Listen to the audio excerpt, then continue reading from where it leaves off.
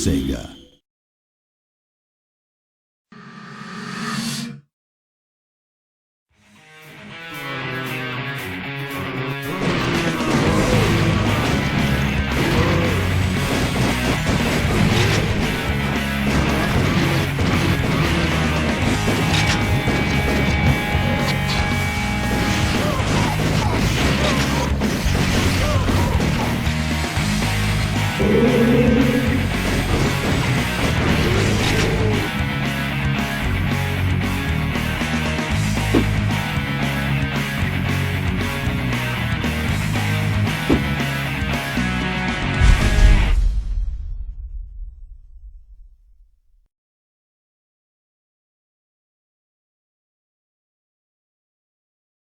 In the 1990s, there weren't too many games that were that offensive, from an ethics and morals point of view.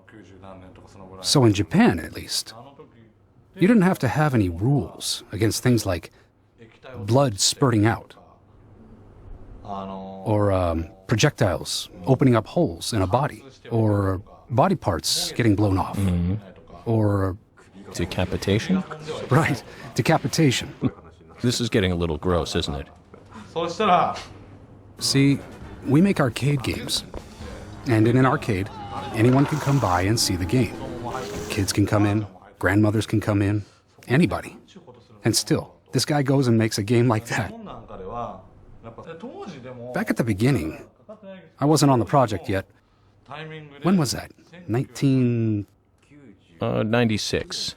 So 1995, 1996, something like that. The game had hordes of zombies, and you're shooting them and killing them.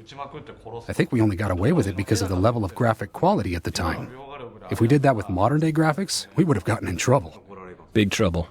Definitely. We actually have never used the word zombie in any of the House of the Dead games. He doesn't want that in his story.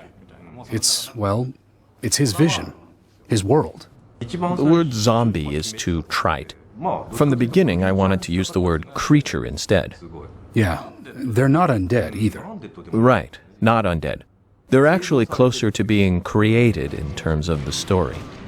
But still, when you're sitting around and talking about it, come on.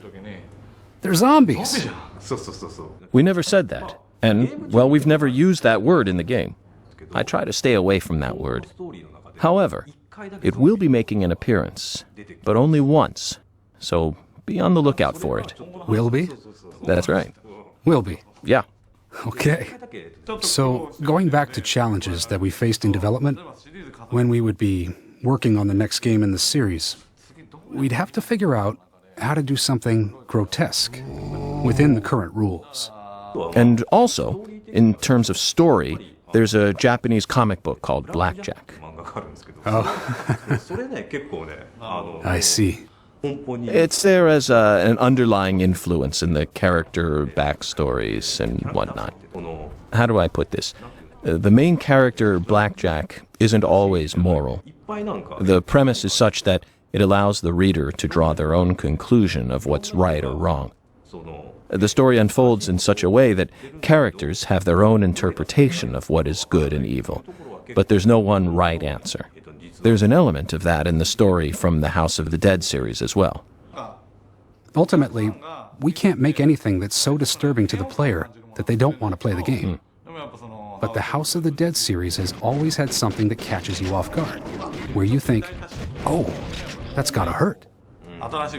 We want to keep trying new things to make sure we always retain that. And we've spent a lot of time thinking about how to do that while still having a game we can put in arcades.